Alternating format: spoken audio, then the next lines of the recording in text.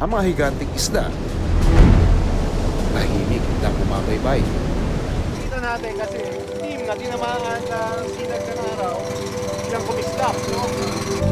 Paikot-ikot lang siya dito sa lugar, nag-iisa. Akala ko around mga 15 feet lang yung haba. More, mga 20-25. Ang isdang ito kasing laki ng isang bus.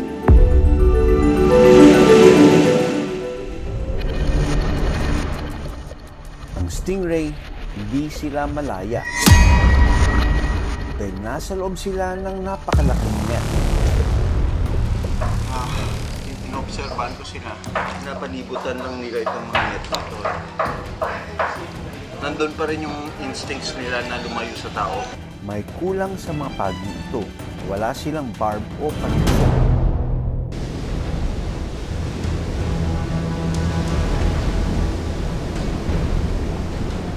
Sa asul at payapang karagatan, ang mga higanting isda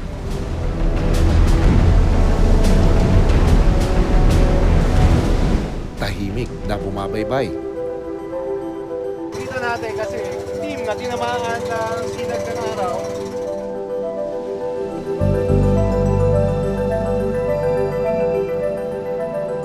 Bilis!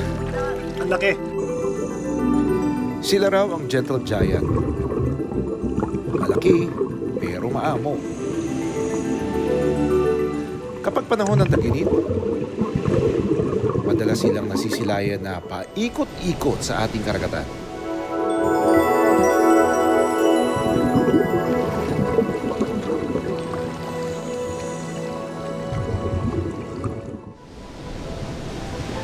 Makakatagpo ka raw ng isang isda na kahawig ng itsura at marka ng mga butiki.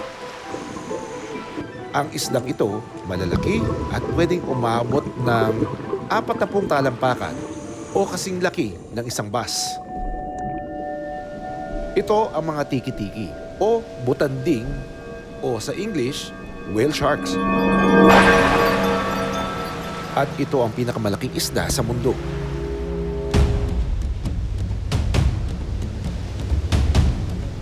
Sa Tagbak Marine Park sa baybayin ng Liloan, Southern Leyte, pwede raw masilayan ang mga ito. So makakasama natin dito si Eugene. Ikaw yung una nakakita ng mga whale shark dito, no? Kaya tayo naghanda ng ganitong kaaga eh. Kasi ganitong oras daw nagpapakita yung mga butanding. Isang saglit pa, isang palikpik ng tiki-tiki ang aming namataan. Ayun, yun. Nakita natin kasi team na tinamaan ng sinag ng araw, ilang kumislap, no? Around 15 feet yung haba lang. Paikot-ikot lang siya dito sa lugar, nag-iisa.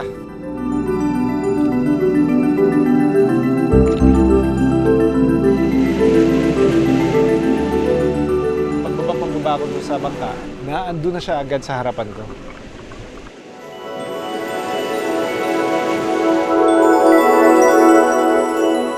Bilis! Ang laki. Akala ko around mga 15 feet lang yung haba. More, mga 20-25. Just glides very slowly, gracefully underwater. Pero sobrang bilis. Nakunan din natin ang spot patterns ng tiki-tiki. Para itong fingerprints nila. Walang katulad ang bawat spot pattern ng whale sharks. Ang mga tiki-tiki, tinatawag ding gentle giants dahil sa kanilang malaking pangangatawan at mabagal na paglangoy. Para makilala ang nakunang tiki-tiki, ipinadala namin ang kuha nito sa Wild Book for Whale Sharks database. Dito, nalaman namin na ang unang tiki-tiki na aming nakita ay isang adult male whale shark na unang nakunan sa Southern Leyte. Siya, si P1509. Ano mang laki ng kanyang bibig, ang kanyang pagkain, filtered. Dahil maliliit na organismo o planktons lang ang kinakain nito. Isa yun sa mga indications na madaming OJAP dito sa lugar. Sa aming pag-aabang, dumating din ang isang butanding na walang dorsal fin o palikpik. Ito raw si Putol. Ang nag-iisang tiki-tiki na putol ang palikpik at kilalang lumalapit sa mga bangka. Mahirap siyang habulin kasi mas malaki. But, kita mo yung distinct na putol dun sa kanyang dorsal fin. Kadalasang shark feeding at pagsabit sa propeller ng bangka ang sanhi ng pagkapit. Sa bisa ng Municipal Ordinance No. 217, ginawang Marine Reserve o no-take zone na bawal mangisda sa loob ng Tagbak Marine Park. Paraan ito para mas maprotektahan ang mga dumadaang tiki-tiki roon. Sa ngayon, marami pa tayong hindi alam kung bakit sila nandito. Hanggang kailan sila dito. Pero ang maganda niyan, meron na tayong mga pagbabasihang impormasyon kung paano natin dapat i-observe so that we will not harm them or we will not disturb their feeding practice. Sa kasalukuyan, bukas sa publiko ang Tagbak Marine Park bilang isang tourist spot. Sa kabila nito, nananatiling endangered o nanganganib na mawala na ang bilang sa wild. Ayon sa International Union for Conservation of Nature or IUCN, bumaba ang kanilang populasyon dahil sa overfishing, hunting, at minsan aksidente silang nahuhuli ng fishing gears. May ilang pagkakataon din na ang mga butanding tinatamaan ng mga propeller. Sa bayan ng Pintuyan sa Leyte rin, nakarating din ang mga butanding. Ang mga turista rito, sila ang madalas inaantay. Challenging naman ito. Basta mo lang, lakas yung alon. Pero sana makita pa rin natin yung pinunta natin dito sa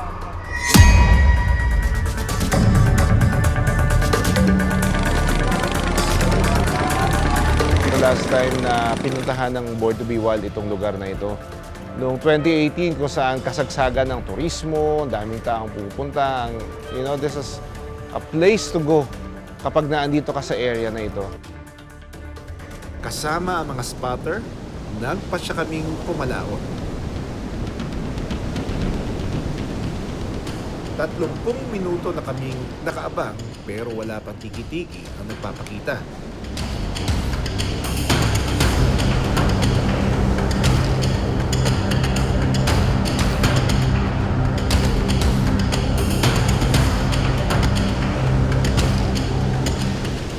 Maya pa, mula sa kuha ng drone, isang malaking anino sa tubig ang aming natanaw. Meron nasa ilalim. Ready?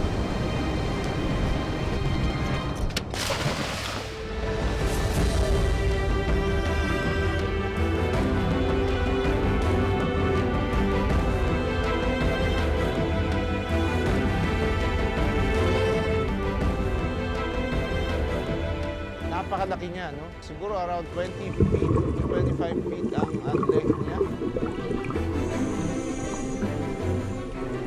It was swimming gracefully doon sa ilalim ng tubig. Talagang nakakatuwa. Ang gentle giant, malayang lumalangoy. Nakuna namin na umaangat ito sa tubig. Paraan nila ito para mapanatili ang balanse habang nangihinahit sa dagat.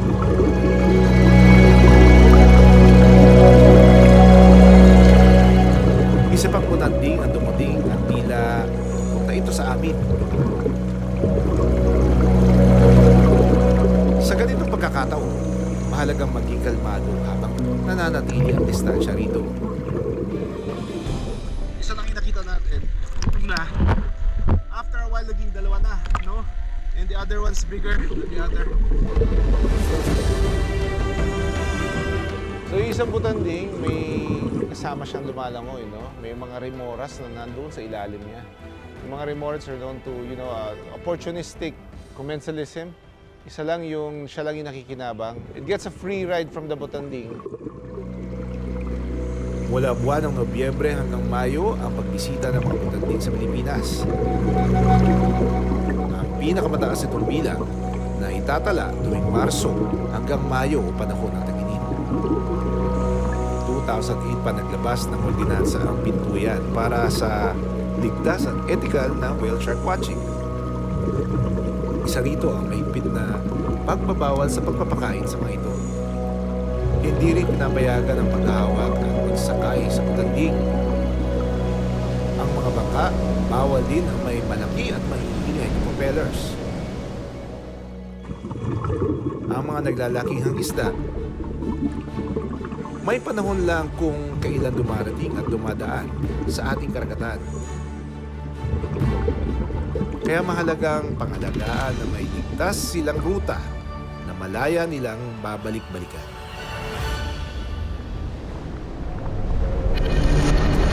Sila ang kinikilalang matikas at mahusay na predator sa ilalim ng dagat. Ang mga pagi may matutulis na panunsok. Habang ang mga pating may matatalas ng ngipin. Pero sapat kaya ito bilang kanilang sandata laban sa lambat?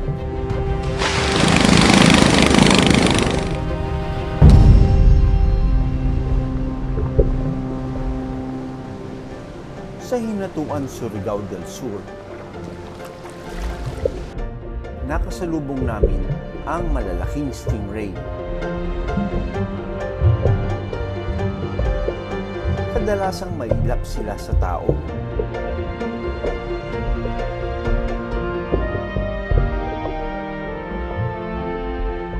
Pero ang grupong ito tila sanay lumapit at para bang gustong makipaglaro. Kasabayan din nilang lumalangoy ang mga giant jack trevally o talakito. Payapa man silang tignan, pero hindi sila malaya. Dahil nasa loob sila ng napakalaking net.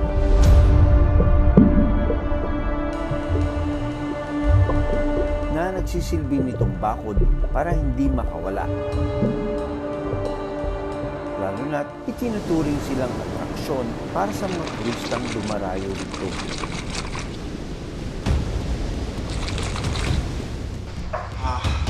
Inobserbahan ko sila. Napanibutan lang nila itong mga net dito. Nandun pa rin yung instincts nila na lumayo sa tao. Inaasahan nilang pinapakain sila kaya nandito sila.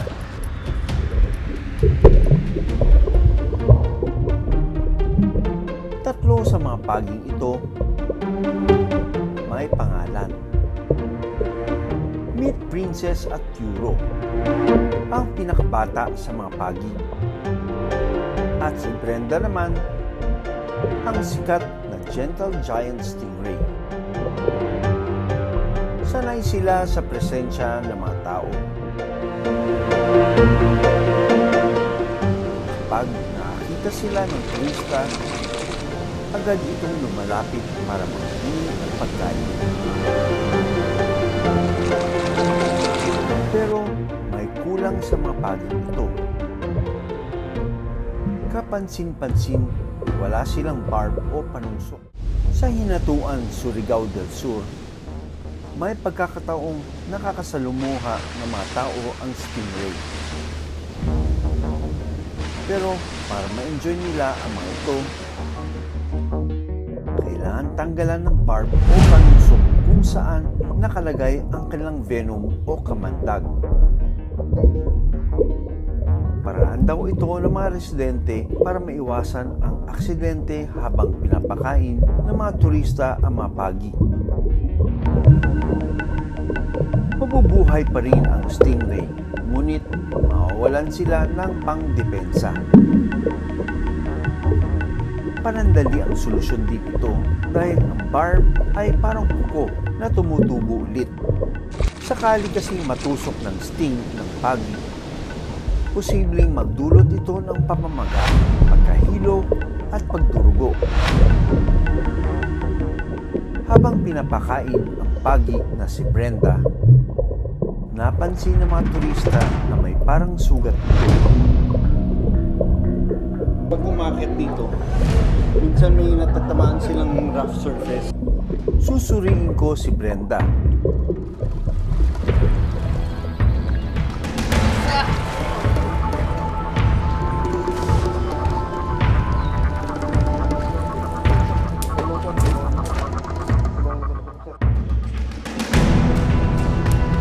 Dito nila tinatanggal yung barb, itong area na ito. Tumutubo na.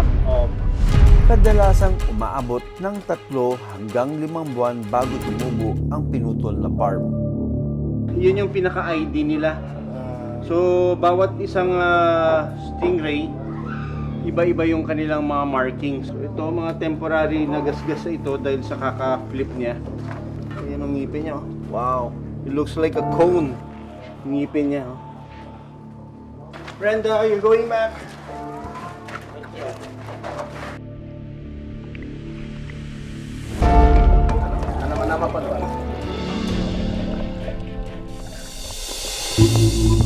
Nakakalungkot na makita na putol at wala ang tanging nitong depensa sa ilalim ng dagat.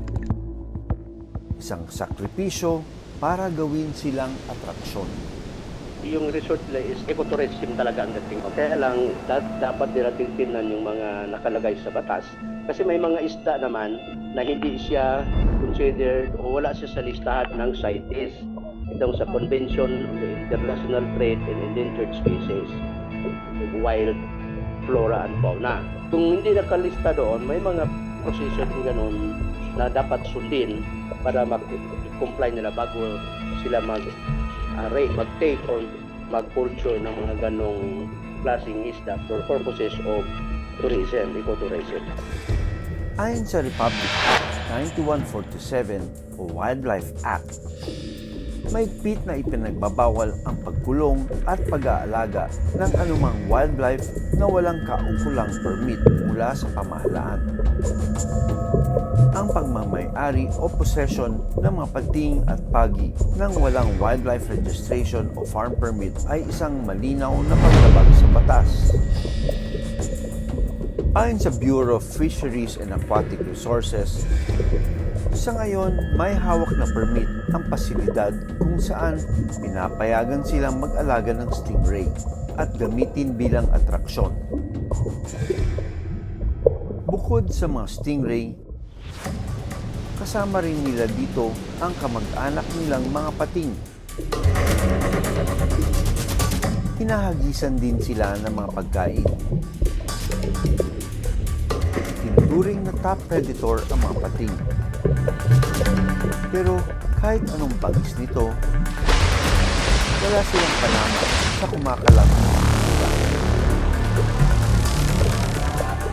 Dahil sa mundong ibabaw, sa palengking ito, madalas natatagpuan. Sa Basilan, sumama ang aming team sa Maritime Police at Ministry of Agriculture, Fisheries and Agrarian Reform sa kanilang patrolya. Naabutan ng otoridad ang kilo-kilong bentahan ng iba't ibang uri ng pating at pagi. Bukod sa mga pating, ibinebenta rin sa palengking ito ang mga blue-spotted stingray. Ayon sa Philippine Fisheries Code, bawal hulihin ang mga pating at iba pang lamang dagat gaya ng taklob. Sabi ng kahit yung mga namuhuli ng mga namimingit sa kanila, sinasabi namin na bawal nila. So, lahat ng nakikita natin, madali natin sa opisina.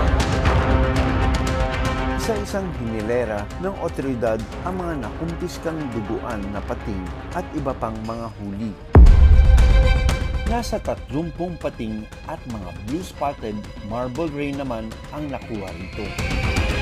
Meron akong mga nakitang species na protected sa Pilipinas dahil considered na critically endangered sila. So isa na dito yung white-spotted wedgefish. Considered yung fins niya as one of the most expensive shark's fin sa shark fin trade sa China. So protected species din to. So ngayon, alam mo na kung bakit namin ito huli dahil bawal. Kung yung ito alam ko na. Ang sinumang manghuli at magkatay ng endangered species ng pating at pagi pwedeng magmulta ng kalahating milyon hanggang 5 milyong piso at posibleng makulong ng 20 taon. Dati man silang malaya sa karagatan, darating ang panahon na maharap sila sa panganib. Pero kung may maayos na regulasyon at sistema para maprotektan sila, pwede silang maging atraksyon sa turismo na hindi kailangang bakuran at masaktan. Ako si Doc Nielsen Donato. Ako si Doc Fritz Resio, Born to be Wild. Maraming salamat sa panonood ng Born to be Wild. Para sa iba pang kwento tungkol sa ating kalikasan, mag-subscribe na sa GMA Public Affairs YouTube channel. Maraming salamat sa panonood ng Born to be Wild. Para sa iba pang kwento tungkol sa ating kalikasan, mag-subscribe na sa GMA Public Affairs YouTube channel.